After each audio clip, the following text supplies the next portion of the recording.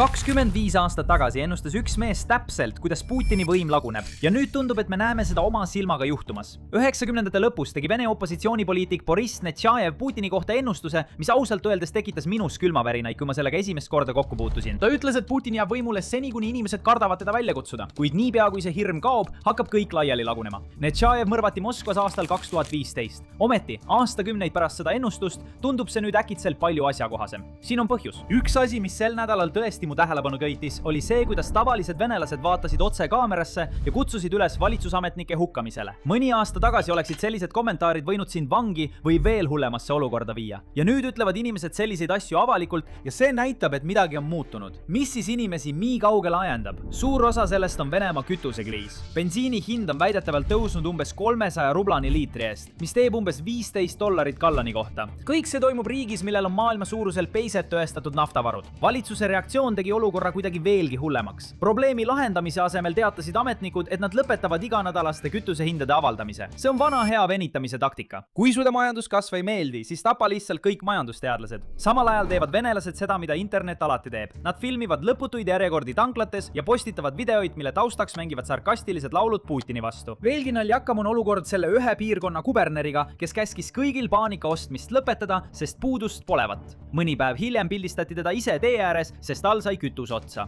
Aga siin on see, mis tõeliselt loeb. Tavalised inimesed, endised Vene propagandistid, oligarhid ja isegi Venemaa julgeolekuasutustega seotud väljaanded on kõik hakanud Putinit avalikult kritiseerima. Veelgi üllatavam on see, et FSB ei suru enam nii karmilt maha nagu varem. Kuigi see kõik toimub kodumaal, Vene sõjavägi on samuti lahinguväljal tõsistes raskustes. See on peaaegu täpselt see, mida Netšajev ennustas 25 aastat tagasi. Kõigepealt kaob hirm, siis hakkavad inimesed avalikult rääkima, seejärel hakkab sõda halvasti minema ja lõpuks lõpetavad mõjukad siseringi inimesed vaikselt tippjuhi kaitsmise.